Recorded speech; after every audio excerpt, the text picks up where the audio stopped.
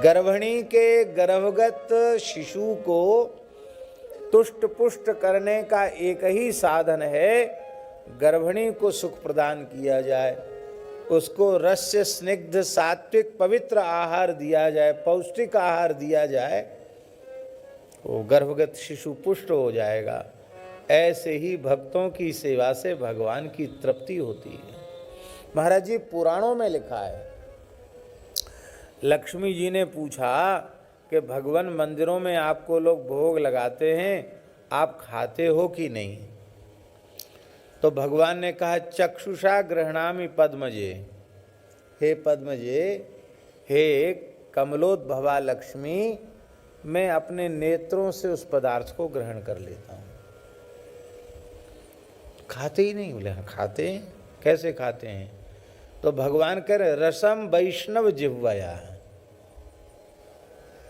जब मुझे रसास्वादन करने का मन होता है तो इन पवित्र साधु ब्राह्मणों की जिह्वा पर बैठ करके मैं कहता हूँ, वाह रबड़ी बहुत बढ़िया लच्छेदार बनी है, और लाओ और परोसो।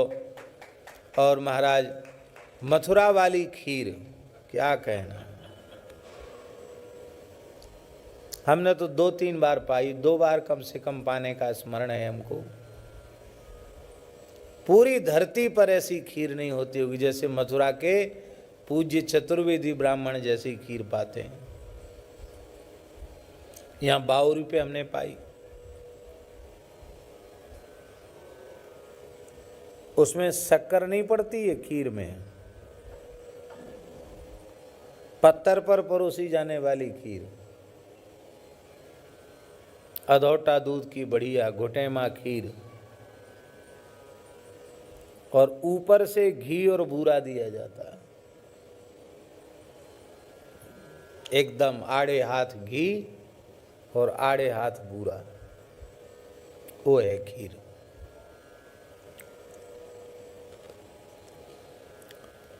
तो ऐसे सुंदर सुंदर भगवान निवेदित पदार्थ, भगवत प्रसाद जब साधु ब्राह्मण प्रसन्नतापूर्वक ग्रहण करते हैं तो उनकी जिह्वा पर बैठ करके मैं रसास्वादन करता हूँ। भगवान का अपने भक्त के साथ कितना अभेद है, हम आपको क्या कहें। भगवान महाभारत में पांडवों के विषय में भगवान कह रहे हैं, जो पांडवों से द्वेष करता है वो मुझसे ही द्वेष करता है, और जो पांडवों से प्रेम करता है वो मुझसे ही प्रेम करता है। यस्तान द्वेष्टि समाम द्वेष्टि यस्ताननु समामनु, जो पांडवों से द्वेष करता है मुझसे द्वेष करता है, जो पांडवों से प्रेम करता है मुझसे प्रेम करता है। पांडव उपलक्षण है। भगवान के कहने का आशय, जो भक्त से प्रेम करता है वो मुझसे प्रेम करता है, और जो भक्तों से द्रोह करता है वो भगवान से द्रोह करता है।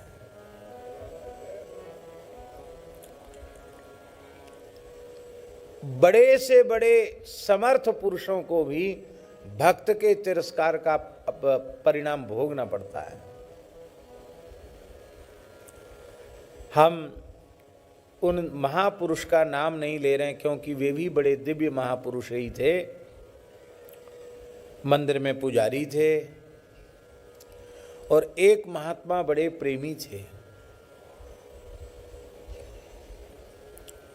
बहुत प्रेमी महात्मा थे। उनकी चाहे जब भाव समाधि लग जाती थी,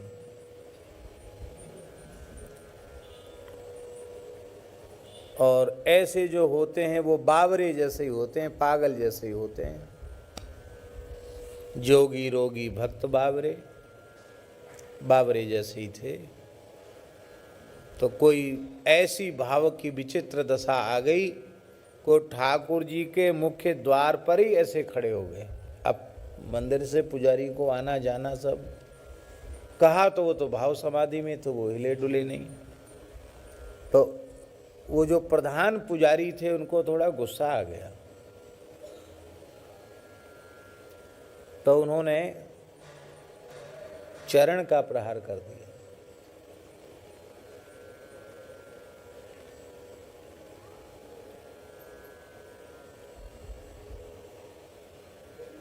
वे तो शरीर की स्थिति में थे ही नहीं, वो गिर गए। बाद में उनको पता भी नहीं चला कि किसी ने मेरे ऊपर प्रहार किया है।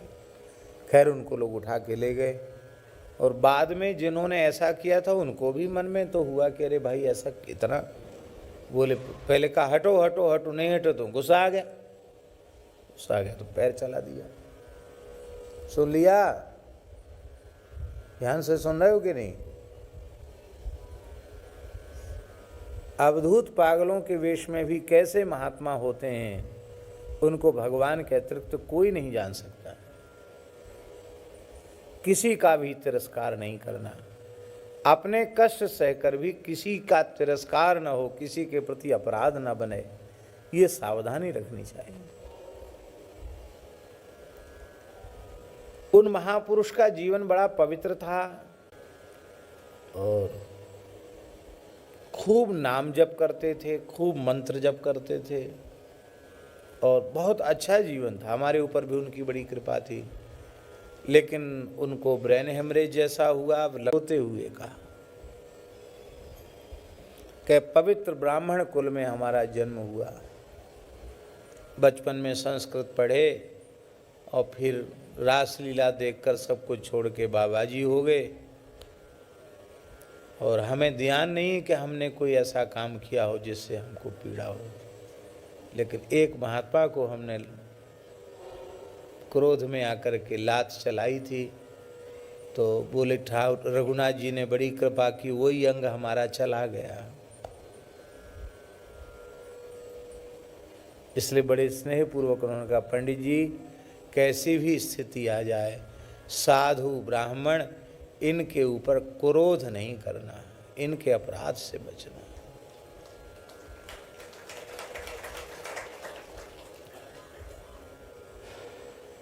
इनका सत्कार भगवान का सत्कार है, इनका तिरस्कार भगवान का तिरस्कार है। गौ ब्राह्मण संत ये सब भगवान की विभूति हैं, इनका तिरस्कार भगवान का तिरस्कार है। और यह तो प्राथमिक अवस्था की बात है। वस्तुतः सिद्धावस्था में पहुंचने के बाद तो कौन ऐसा है जो भगवत स्वरूप न हो, सब कुछ भगवान ही हैं।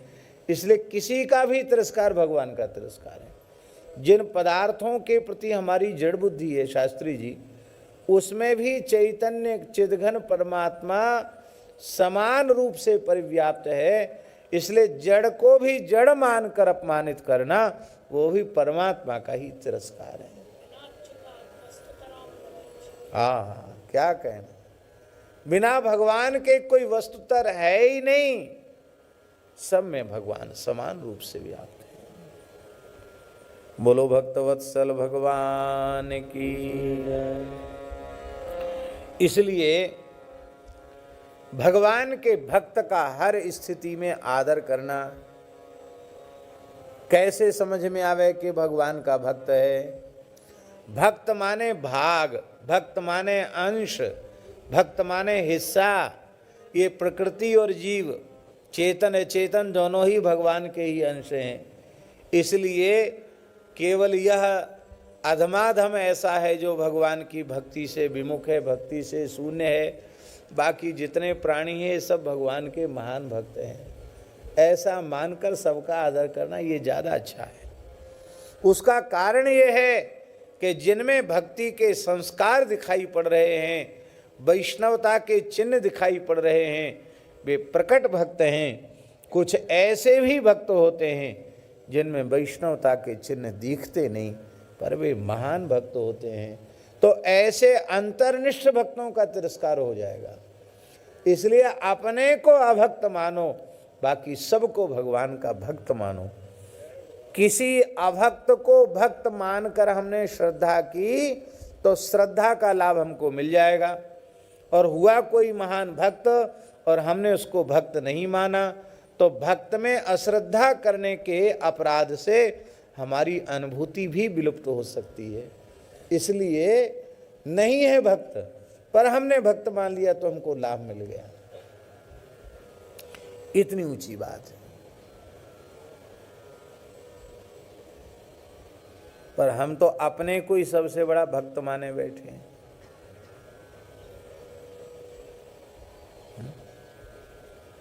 सूरदास जी से पूछो, श्री तुलसीदास जी से पूछो। एक उद्धव जी का स्वरूप है, एक वाल्मीकि जी का स्वरूप है, लेकिन इनकी दीनता देखो, ये अपने को भक्त मानते हैं। ऐसा अपूर्व दैन्य होता है जिनके अंतःकरण में प्रतिष्ठित भक्ति महारानी उनके हृदय भवन को अविचल भाव से विराजमान होकर के धन्याति धन्य बना देते। इसलिए श्रीमन महाप्रभु जी का ये निर्देश, तृणादपि सुनीचेन तरोरपि सहिष्णुना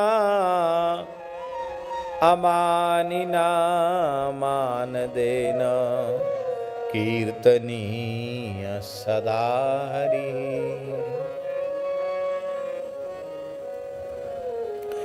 इसलिए राजर्षि परीक्षित की जो जिज्ञासा है वो केवल राजाओं की नामावली सुनने की इच्छा नहीं है, भक्त राजर्षियों के चरित्र वे श्रवण करना चाहते हैं।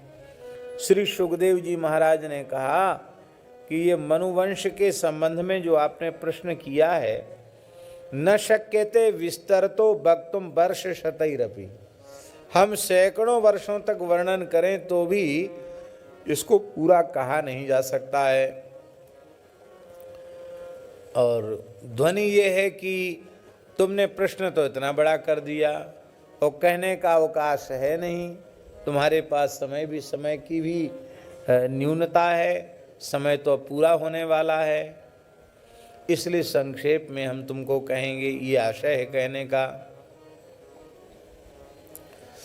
भगवान श्रीमन नारायण के नाभि से कमल प्रकट हुआ, कमलोद्भव श्री ब्रह्मा जी हुए और श्री ब्रह्मा जी के मरीचि आदि मानस पुत्र हुए। मरीचि के पुत्र कश्यप हुए और कश्यप जी की अदिति नाम वाली पत्नी से भगवान आदित्य विवस्वान सूर्य उत्पन्न हुए। पद्म पुराण में एक बड़ी सुंदर कथा लिखी है। पद्म पुराण में लिखा है कि जिस समय भगवान सूर्य गर्भ में थे उस समय माता अदिति बहुत कठोर तप कर रही थी, तो उनके कठोर तप को देख करके कश्यप जी को भी उद्वेग हो गया और कश्यप जी ने कहा मारितम अंडम, ये पद्म पुराण में कथा, अंडम गर्भम मारितम, इतनी तपस्या करेगी कि गर्भस्थ शिशु ही मर जाएगा। तब भगवती अदिति ने कहा वो अंड ऐसा है जिसका पोषण अन्न जल से नहीं तप से ही उसका पोषण संभव है, इसलिए मैं तप कर रही हूँ, लो आप अपने पुत्र का दर्शन कीजिए। और उन्होंने प्रसव किया, तीनों लोग प्रकाशमान हो उठे। तो मृतात अंडात आगता, ये तो है ही है, पर वस्तुतः मारितम अंडम, ये भी व्युत्पत्ति व्यास जी ने लिखी है। मार्तंड नाम से भगवान सूर्य विख्यात हुए। भगवान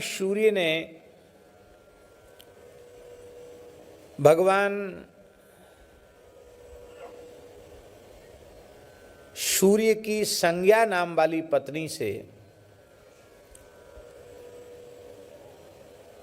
भगवान राजा श्राद्धदेव, भगवान की विवस्वान सूर्य की संज्ञा नाम वाली पत्नी से श्री श्राद्धदेव मनु जी का जन्म हुआ। और श्राद्धदेव मनु जी ने अपनी पत्नी श्रद्धा के गर्भ से 10 पुत्रों को जन्म दिया। इक्ष्वाकु नृग सर्याति दृष्ट धृष्ट करुष कान नरिष्यंतम प्रसिद्धंच नवगंच कविम विभु। इक्ष्वाकु, नृग, सरयाति, दिष्ट, धृष्ट, करुष, नरिष्यंत, प्रसिद्ध, नभग और कवि, इन पुत्रों को इन्होंने जन्म दिया। इनमें कथाएं तो बहुत बड़ी बड़ी हैं, बहुत संक्षेप में कहना पड़ेगा। इनमें जो प्रशद्र जी हैं उनका वंश नहीं चला। उसका कारण ये है कि ये महर्षि वशिष्ठ की पाठशाला में, गुरुकुल में ब्रह्मचारी वेश में रह कर के अध्ययनरत थे। गोरक्षा की सेवा इनको सौंपी गई थी गोष्ठ में, और सन्नद्ध होकर के गोरक्षा के लिए ही खड़े थे। लेकिन भगवद इच्छा ही समझो, कोई ऐसी घटना घट गई। सिंह ने गोष्ठ में प्रवेश किया, सिंह की गर्जना सुनकर के गाय डकराई, और उसी वर्षा का काल था, बिजली चमकी तो आपको सिंह दिखाई पड़ा। आपने खड्ग का फेंक करके प्रहार किया। शेर तो छलांग लगा के भाग गया, पर शेर के उस खड्ग के प्रहार से और से का तो केवल कान कटा और गाय का मस्तक कट गया। इस प्रकार से न चाहते हुए भी गोरक्षा करते करते हुए गोवध हो गया। पर गोवध का पाप कितना भयंकर है, श्री वशिष्ठ जी महाराज ने कहा, अब तुम क्षत्रियत्व से च्युत हो, अब तुम राज सिंहासन के अधिकारी नहीं रहे। अब तुम तप करो, कठोर तप करो, और इस पाप का प्रायश्चित करो, शरीर को सुखा डालो। इन्होंने अखंड ब्रह्मचर्य व्रत धारण किया। यह ऊर्ध्वरेता ब्रह्मचारी हुए प्रसिद्ध, और महान परमहंसों को जो गति प्राप्त होती है वो गति श्री प्रसिद्ध जी महाराज को प्राप्त हुई। भगवत भजन के द्वारा उनका परम कल्याण हुआ।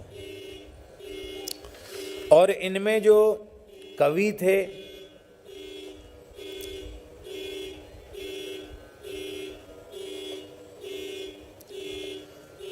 इन कवि के भी कोई संतान नहीं हुई। क्या हो गया?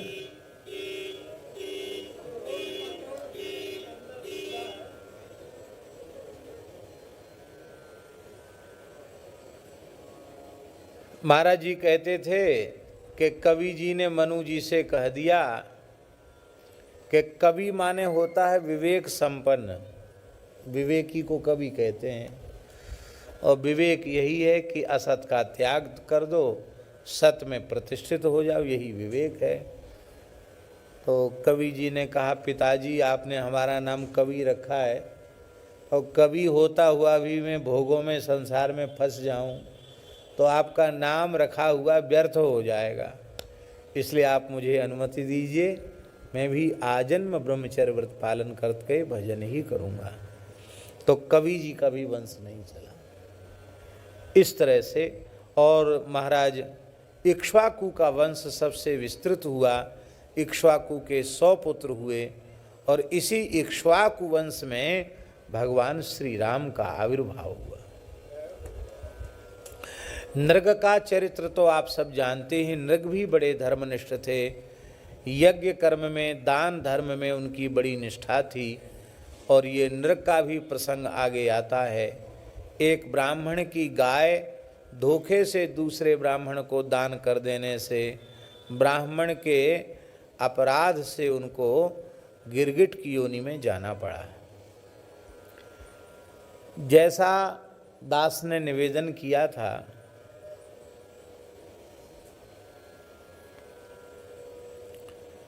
आप ऊपर आ जाएं, पूज्य स्वामी जी इधर से आ जाएं। पूज्य स्वामी श्री नवल राम जी महाराज,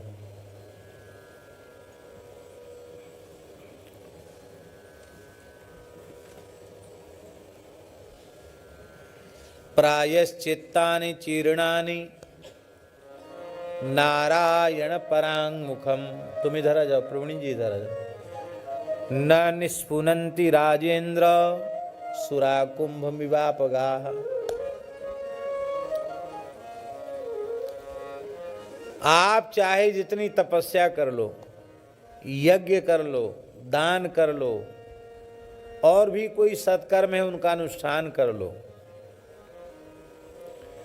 लेकिन यदि भगवत शरणागत नहीं हुए, भगवान के विशुद्ध भक्त नहीं हुए, भगवत चरित्रों का श्रवण आपने नहीं किया, तो विमुखता की मदिरा बाहर निकलेगी ही नहीं। और जिस घड़े में विमुखता की मदिरा भरी हुई है, मुख बंद है, उसको भले ही गंगा जी में 1000 गोता लगवाओ तो भी वह पवित्र होने वाला नहीं है। बिना भक्ति के अंतःकरण की शुद्धि संभव नहीं है।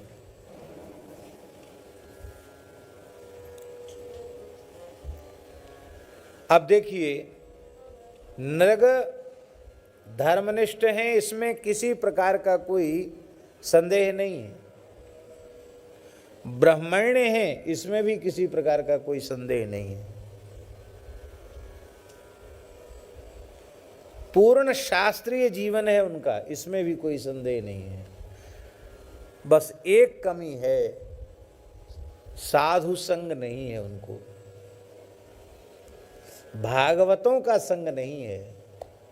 भागवतों के संग का फल है सताम प्रसंगान मम वीर्य संविदो भवन्ति हृत कर्ण रसायना कथा तज्जोषणा दास्वप वर्ग वर्तमनि श्रद्धा रतिर्भक्तिरनुक्रमिष्यति।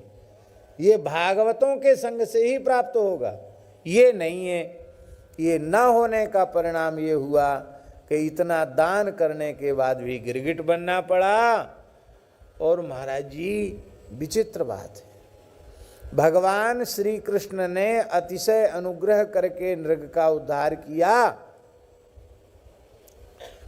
और भगवान से भी बातचीत करने का तरीका कैसा है नृग का? ले रहे आप हमको नहीं जानते।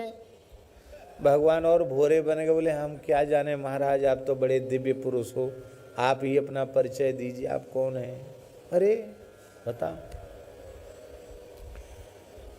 दानियों का नाम सुना है आपने कि नहीं? यदि ते कर्णमस्पृशम,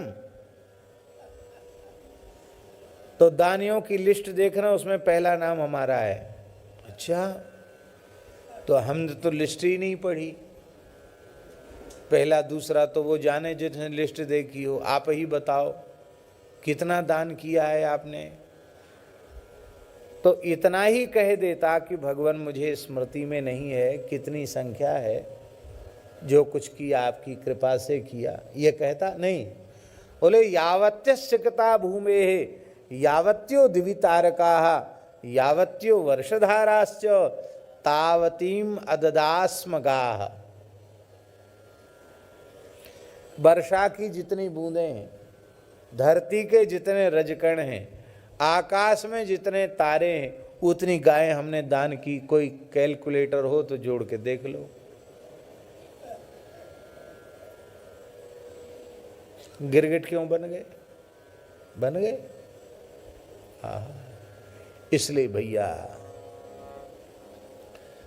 धर्माचरण का निषेध नहीं है, वेदोक्त धर्म का निष्ठापूर्वक पालन करना ही चाहिए।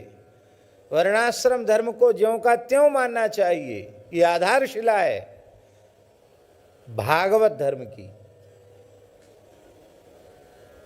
वैष्णव धर्म भागवत धर्म की आधारशिला है, इसको तिरस्कृत करके कुछ नहीं किया जा सकता, इसका सत्कार अवश्य चाहिए, लेकिन भागवत धर्म का आश्रय जरूरी है। नहीं तो देवर्षि भूताप्ति नृणाम पितॄणाम न किंकरो नायमृणी च राजन् सर्वात्मना यः शरणं शरण्यं गतो मुकुन्दं परिहृत्य कर्त्रम् गतो मुकुन्दं परिहृत्य कर्त्रम्।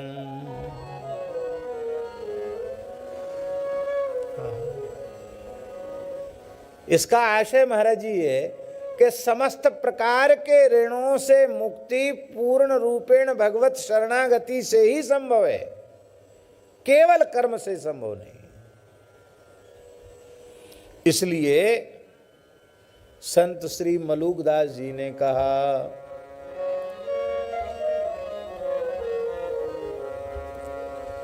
साधो भाई अपनी करनी नाहीं, साधो भाई अपनी करनी, साधो भाई अपनी करनी नाहीं, साधो भाई अपनी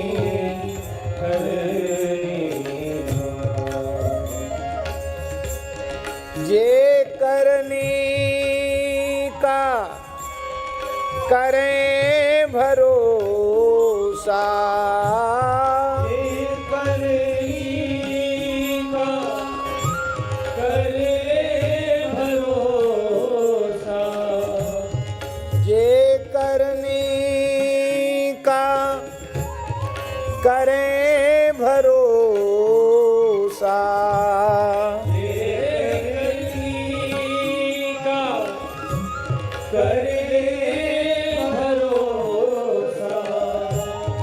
तेजम के घर जाहीं, साधो भाई तेजम के घर जाहीं, साधो भाई अपनी करनी नाहीं, साधो भाई अपनी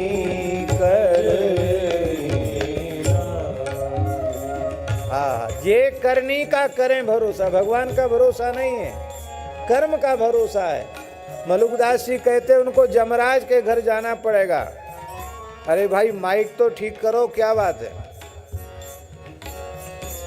साधो भाई अपनी करनी नाहीं, साधो भाई अपनी करनी नाहीं। भगवान का आश्रय नहीं लिया, कर्म का आश्रय लिया, इसीलिए अब तक भटक रहे हो। ना जानू धो कहाँ मुए थे, ना जानू धो कहाँ मुए थे, ना जानू कहाँ आए, ना जानू कहाँ आए, ना जानू हरि गर्भ बसेरा, ना जानू हरि गर्भ बसेरा, कौने भांति बनाए, कौने भांति बनाए, साधो भाई अपनी करनी नाहीं, साधो भाई अपनी करनी नाहीं। माँ में वे प्रपद्यन्ते माया में ताम तरंजिते, और कोई साधन नहीं है। महाकठिन यह हरि की माया, महाकठिन यह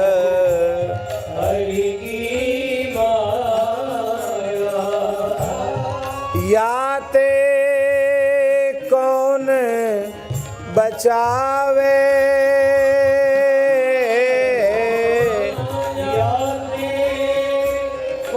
भगवान बचा सकते हैं और कोई नहीं बचा सकता। जौन कहे जड़ मूल ही त्यागी, जौन कहे जड़ मूल ही त्यागी, तिनको हाथ लगावे, हाँ तिनको हाथ लगावे, उनकी धुनाई करती है माया। साधो भाई अपनी करनी, साधो भाई अपनी करनी। अब शास्त्री जी तो समझेंगे, जौन कहे जड़ मूल ही त्यागी, तिनको हाथ लगावे। माया के अस्तित्व को सर्वथा नकारने वाले, इसे कल्पित और मिथ्या मानने वाले, उनको ही माया धुनाई करती है, यदि वे भगवत शरणागत नहीं हुए तो। बड़ा भारी आक्षेप है उनका। जौन कहे जड़ मूल ही त्यागी, जौन कहे जड़ मूल ही त्यागी, तिनको हाथ लगावे, हाँ तिनको हाथ लगावे, साधो भाई अपनी करनी नाई, साधो भाई अपनी।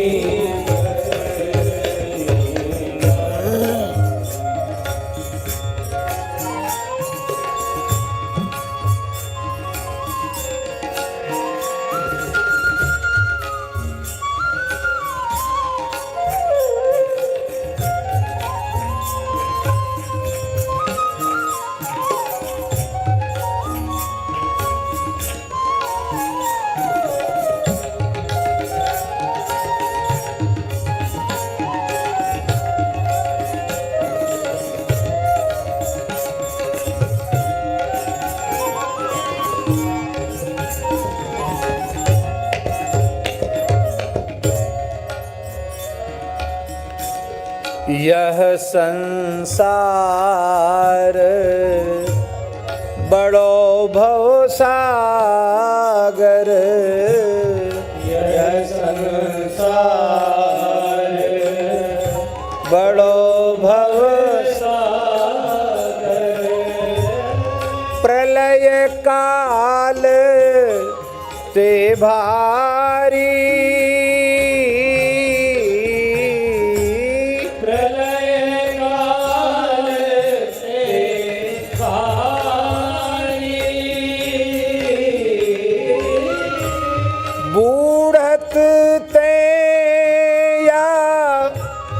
सोई बाचे, बूढ़त ते या सोई बाचे, जेहि राखे कर तारी,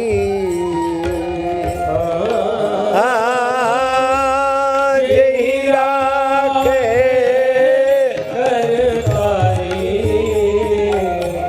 साधो भाई अपनी करनी नाई, साधो भाई अपनी करनी नाई।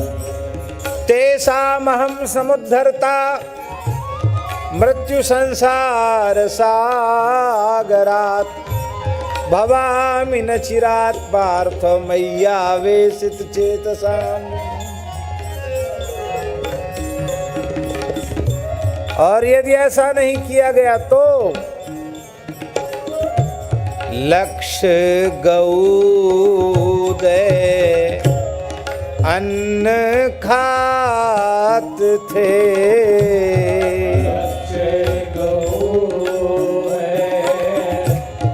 अन्न खात थे, राजा नृग से प्यारे, राजा नृग से प्यारे, आहा पुण्य करत और जमा गमाई, पुण्य करत और जमा ले गिरे गिट करी डारे,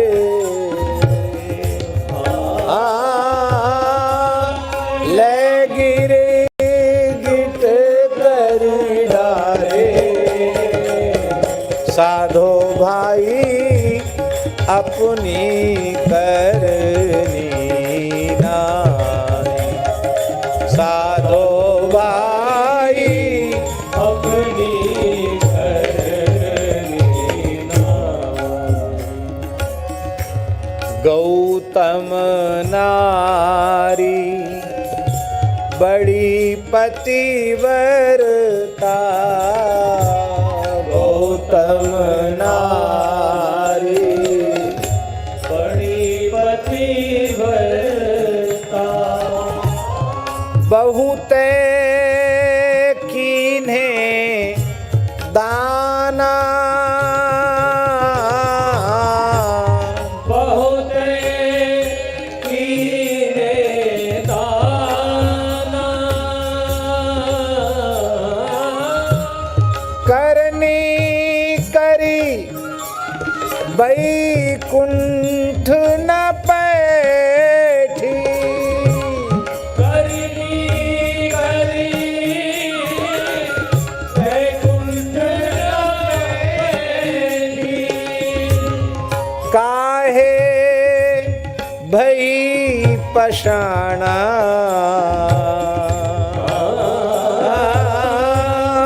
काहे भई पशाणा, साधो भाई अपनी करनी, साधो भाई अपनी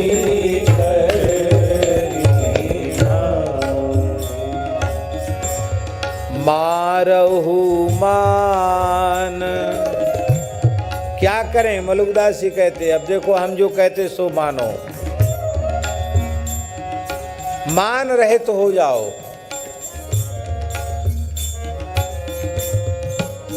मान रहे तो हो जाओगे तो तुम्हारा अपमान करने में संसार में कोई समर्थ नहीं होगा।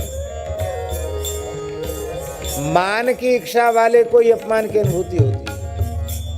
मान का त्याग कर दिया, सब चक्कर खत्म हो गया। मारहु मान क्षेम करी बैठो, मारहु मान क्षेम करी बैठो। जब हम भगवान के आश्रित हैं और वो भगवान मंगल भवन अमंगल हारी हैं, मंगल मूर्ति लाडली मंगल मूर्ति लाल, ऐसे परम मंगलमय भगवान का आश्रय हमने लिया है, तो हमारा अमंगल हो ही कैसे सकता है। ऐसा मानकर संतोष पूर्वक भगवान का आश्रय लेकर के रहो, क्षेम करी बैठो। मारहु मान क्षेम करि बैठो,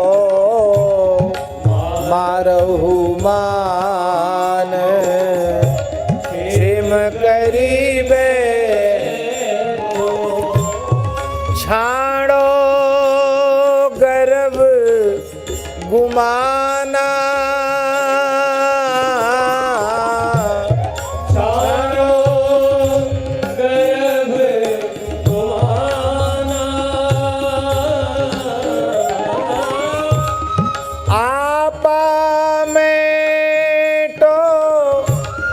राम भजो तुम,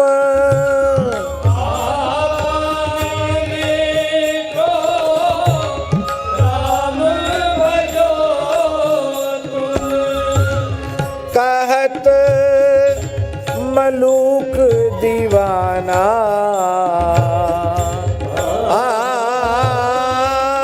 कहत मलूक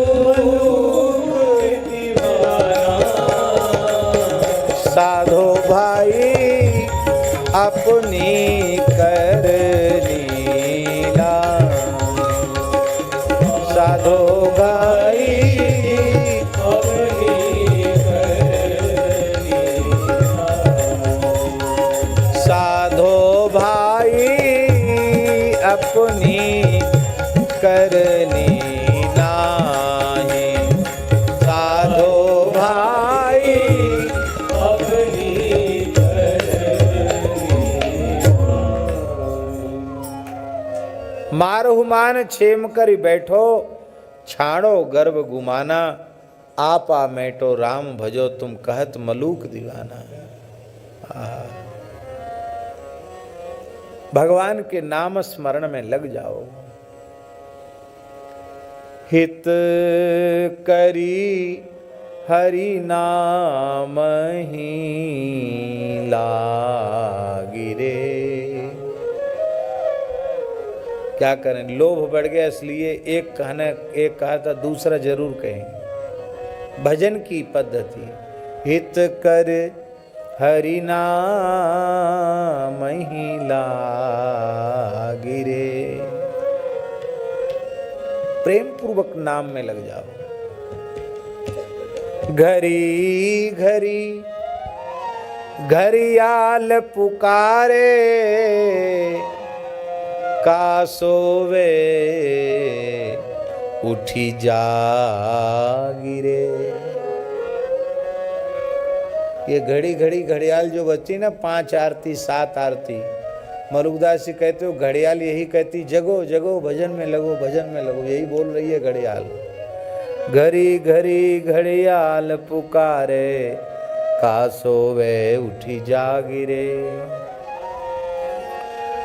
चोवा चंदन चुपड़ तेलना, और अलवेली पागरे। सोतन जरे खड़े जग देखो, गूद निकारत कागरे। ऐसा शरीर जल जाता है, नहीं जलाओगे तो कौआ चील नोच के खा जाएंगे। क्या करें महाराज, सब छोड़ के भजन में लग नहीं सकते। ये सब परिवार के लोग तो हमारे ही सहारे हैं, हमारे बिना इनका क्या होगा।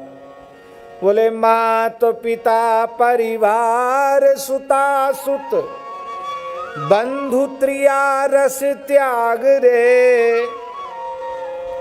साधु के संगति सुमिर सुचित होई। सुचित होकर स्मरण साधु की संगति से ही होगा।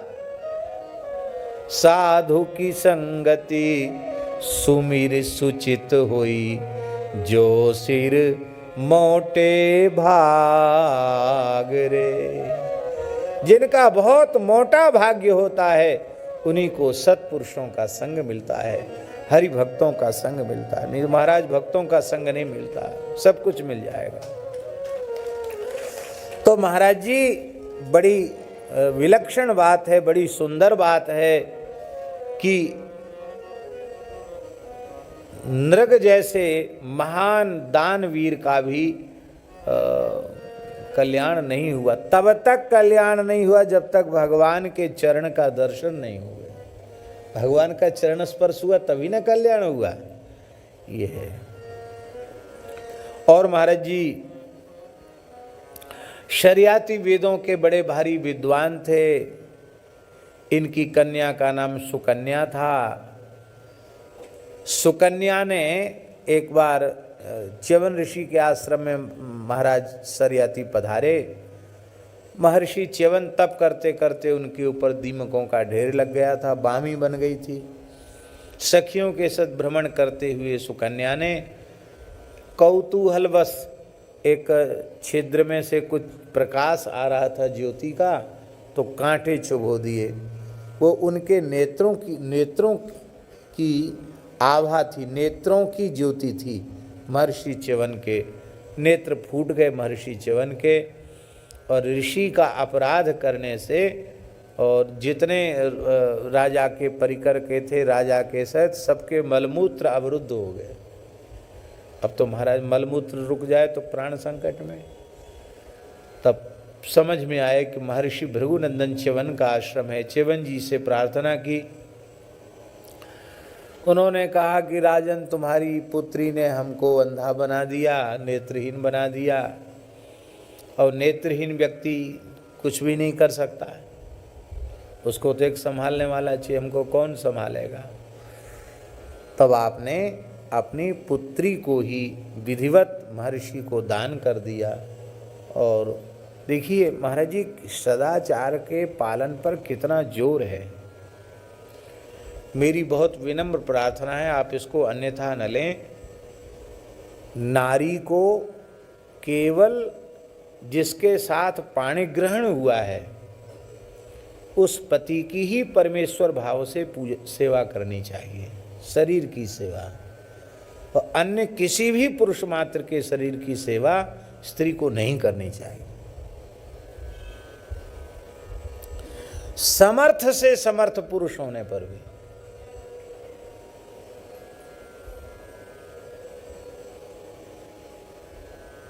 भले ही आप उसको बहुत समर्थ व्यक्ति मानते हो, तो भी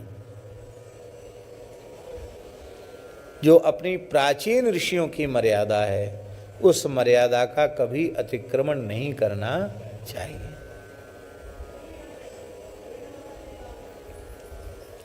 सीधे ही नहीं कहा कि अपनी बेटी को हमारी सेवा में रख दो, उसकी विधि है। अब वह पत्नी हो गई है तो पति की सेवा करना उसका धर्म है। वैसे किसी नारी से अपने देह की सेवा करवाना ये तपस्वी के लिए उचित नहीं है। दूसरी बात यह है कि इन ऋषियों के जो जीवन में उदाहरण मिलते हैं, ये ऋषि चतुर्थाश्रमी नहीं है। उनको गृहस्थ में प्रवेश करने का अधिकार, शास्त्रीय अधिकार प्राप्त है, किंतु गृह त्याग करने के बाद और किसी भी प्रकार से यदि पुनः कोई गृहस्थाश्रम में प्रवेश करता है तो उसे वांताशी कहा जाता है, कुत्ता कहा जाता है, आरूढ़ पतित कहा जाता है।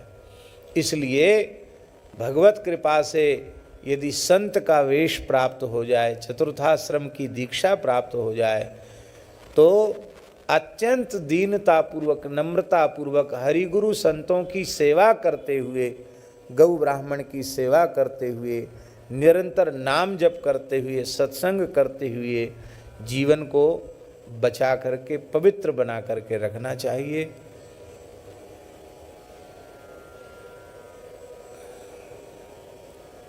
यही एक उपाय है। फिर साधु बनने के बाद फिर गृहस्थाश्रम में नहीं जाना चाहिए किसी भी अवस्था में। बोलो वृंदावन बिहारी लाल की। इसलिए ऋषियों का उदाहरण, आजकल ऐसा हो गया शास्त्री जी, आजकल ऐसा हो गया, ऋषियों का उदाहरण तो कहते हैं कोई बात नहीं, बड़े बड़े ऋषि लोग। अरे भाई, उनका आश्रम अलग है, तुम्हारा आश्रम अलग है। ये स्थिति ही इसलिए बनती है कि हम लोग न तो शास्त्रों को पढ़ते हैं, न चिंतन करते हैं, और कहने वाले लोग भी उनको स्वयं कोई ज्ञान नहीं है कि हम क्या कह रहे हैं। इस कारण से ऐसी विसंगतियां आती हैं। धन्य है महर्षि च्यवन की सेवा सुकन्या ने की और अपनी सेवा से उन्हें संतुष्ट कर लिया। संतुष्ट ही नहीं किया, उन्होंने कृपा की। अश्विनी कुमार, देव वैद्य अश्विनी कुमार आए और महर्षि की वृद्धावस्था समाप्त हो गई। पुनः नेत्र ज्योति, सुंदर नेत्र हो गए।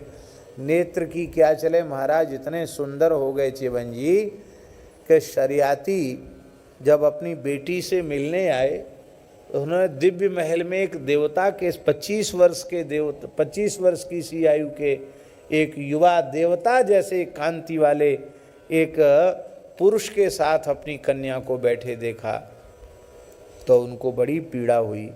सुकन्या जैसे ही पितृ चरणों में प्रणाम करने के लिए आगे बढ़ी तो महाराज श्राद्ध देव मनु जो हैं, शरियाती महाराज जो हैं, वो पीछे हट गए। उन्होंने कहा, अरे तुमने मनुवंश कलंकित कर दिया। एक महान वृद्ध तपस्वी ऋषि की सेवा में हमने तुमको दिया था, और वो ऋषि कहाँ चला गया, तो तू किस पुरुष के साथ बैठी है। उसने कान पर हाथ रखे, बोले महाराज ऐसा मत कहें, मैं आपकी बेटी हूँ तो कुमार्ग में कैसे जा सकती, ये आपके जामाता महर्षि च्यवन ही हैं। अब तो बड़ी प्रसन्नता हुई और च्यवन जी को फिर अयोध्या जी बुलाया गया। बोले हमें ऐसे वैसे नहीं आते, साधु ब्राह्मण ऐसे कहो चले आओ, फालतू बैठे हैं, यज्ञ करो, कथा करो, भोज भंडारा करो तो आएंगे, नहीं तो काहे को आएंगे। तो यज्ञ का आयोजन किया गया और उस यज्ञ में उन्होंने अपने ब्रह्म बल से इंद्र के मान का मर्दन किया और अश्विनी कुमारों को सोमपान का अधिकार दिलाया। ऐसा अद्भुत चरित्र है।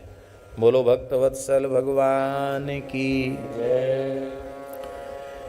ये बात इसलिए हमने कह दी कि फिर आगे कहने का समय रहेगा नहीं। नभग जी के पुत्र नाभाग हुए और नाभाग के पुत्र अम्बरीश जी हुए जो महाभागवत हुए, उनकी चर्चा हम आगे करेंगे। वैवस्वत मनु पहले संतानहीन थे और उस समय उनके कुलपुरोहित श्री वशिष्ठ भगवान ने संतान प्राप्ति के लिए मित्रा वरुण का यज्ञ करवाया। मित्रा वरुणयोः इष्टिम प्रजार्थम अकरोत् प्रभु, संतान उत्पत्ति के लिए कराया। लेकिन महाराज जब फल प्राप्ति हुई तो विचित्र स्थिति हो गई। पुत्र का जन्म न होकर कन्या का जन्म हो गया।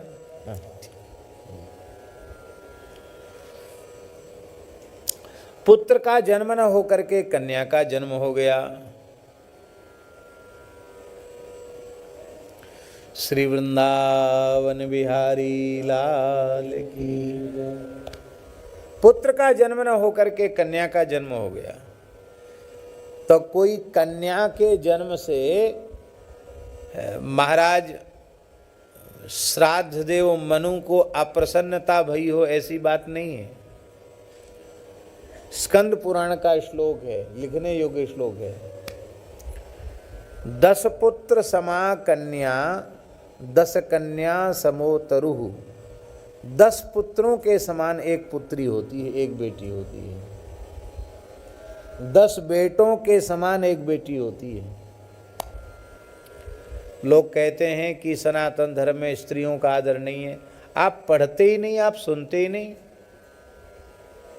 पूरे संसार में वैदिक हिंदू सनातन धर्म में नारी मात्र का जो आदर है, वो आदर इस संसार में नारी का ऐसा आदर किसी धर्म में नहीं है, किसी परंपरा में।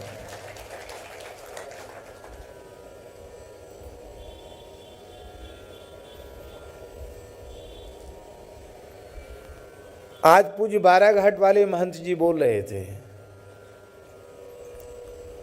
भोपाल जैसे शहर की स्थिति बोल रहे थे।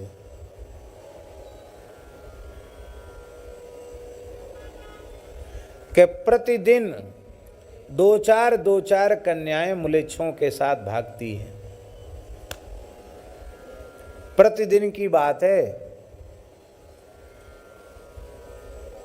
और वो म्लेच्छ यवन दुबे पांडे चतुर्वेदी ऐसे टाइटल रख कर के अपना वो बना लेते, क्या फेसबुक कहते, क्या कहते हैं, रोली ओली भी लगा लेते हैं, कलावा लावा भी बांध लेते हैं और हिंदू लड़कियों को चक्कर में फंसा लेते हैं। इसके बाद जब वो भ्रष्ट हो जाती हैं तब कहते हैं कि अब तो निकाह कराना पड़ेगा।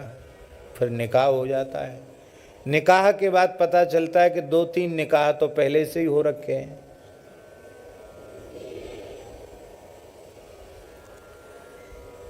सबसे अधिक तिरस्कार नारी जगत का यदि किसी परंपरा में है तो वो उन्हीं की परंपरा है। स्त्रियों का सबसे भारी तिरस्कार उस परंपरा में।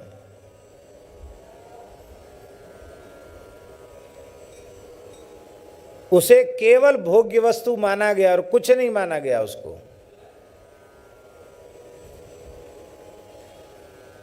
फिर भी कितने दुर्भाग्य की बात है कि हिंदू परिवारों की लड़कियां मुसलमानों के साथ भाग रही हैं। कारण क्या है? कारण यही है कि आपने अपनी संतान में संस्कार नहीं दिए।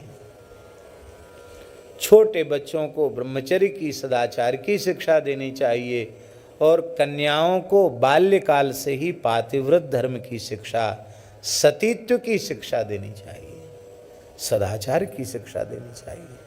उसका अभाव है, उसी के दुष्परिणाम सारे समाज के सामने हैं। बहुत दुखी की बात है। तो कन्या बुरी नहीं है। 10 पुत्र समा कन्या, इतना आदर है हमारे यहाँ कन्या का। महाराज जी लिखा है, आचार्य जी आप सुनकर आश्चर्य करेंगे, 10 ब्रह्म हत्या के समान एक स्त्री की हत्या का पाप है। स्कंद पुराण में लिखा है। आप सोचो, इतना आदर कहां है? ये सौभाग्य समझो कि भारतवर्ष में जन्म हुआ, तो ये सौभाग्य समझो कि पवित्र वैदिक हिंदू सनातन धर्म में हमारा जन्म हुआ है।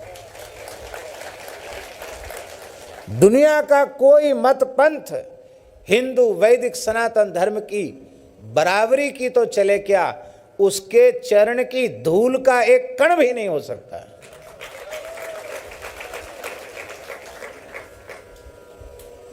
पर दुख की बात है, हम कहेंगे अरे उनके यहाँ ये बात बहुत अच्छी है, उनके यहाँ ये बात बहुत अच्छी, वो बहुत अच्छे। अरे तुम अपने को तो देखो, तुम कितने अच्छे लोगों की संतान हो तुम। यही एक पवित्र ऐसी सभ्यता विचारधारा है रामायणी जी कि सारे विश्व की मानव जाति को अपने में समाहित कर सकती है और कोई ऐसा मत पंथ नहीं है जो सबको आश्रय दे सके, सबको अपने में समाहित कर सके। यही एक ऐसी पवित्र उदार भावना है। बोलो भक्तवत्सल भगवान। हाँ जी,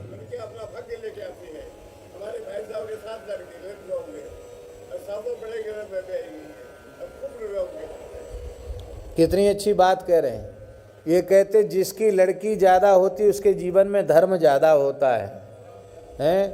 क्योंकि लड़के तो अपना पुरुषार्थ करते आगे बढ़ते हैं और लड़की तो अपना भाग्य लेकर के आती हैं। वो अपने अच्छे घरों में जाएंगी और पिता से कुछ न कुछ धर्म करवा के ही रहती हैं। करवा के नहीं रहती, जीवन भर करवाती रहती हैं। फिर देवता होंगे, उनकी भी सेवा। हाँ, अनुभव की बात है। बोलो वृंदावन बिहारी लाल की। तो कन्या हो गई, इससे उनको कोई तकलीफ नहीं थी, पर उनका कहना यह था कि जब संकल्प पढ़ा गया पुत्र का और हो गई पुत्री, तो आप जैसे महान ऋषि का संकल्प व्यर्थ हो जाएगा तो सत्य की रक्षा कैसे होगी। इसलिए सत्य की रक्षा होनी चाहिए। भाई ये कैसे हुआ भाई, विधि में तो कहीं कोई चूक नहीं है। होताओं से पूछा जो हवन कर रहे थे, उन्होंने कहा कि महारानी ने हमको पहले ही मोटी दक्षिणा दे दी थी और कह दिया था कि महाराज लड़का होगा तो राजा के काम में लग जाएगा, हमारे पास तो रहेगा नहीं, गुरुजी के यहाँ पढ़ने लिखने चला जाएगा, बेटी होगी तो हमारे पास ही सब शिक्षा दीक्षा होगी, हमको बेटी का सुख मिलेगा, और फिर तो बेटी को बाहर दूसरे घर में जाना ही है। इसलिए मैंने कहा बेटा जब होगा तब होगा, पहले बेटी होनी चाहिए। कैसे होगी बेटी? तो जो हवन कर रहे थे ना, आहुति दे रहे थे होता, उन होताओं को विशेष दक्षिणा दे दी। उन्होंने बसटकार का प्रयोग किया, संकल्प किया कि बेटा न हो बेटी हो, बेटी हो गई।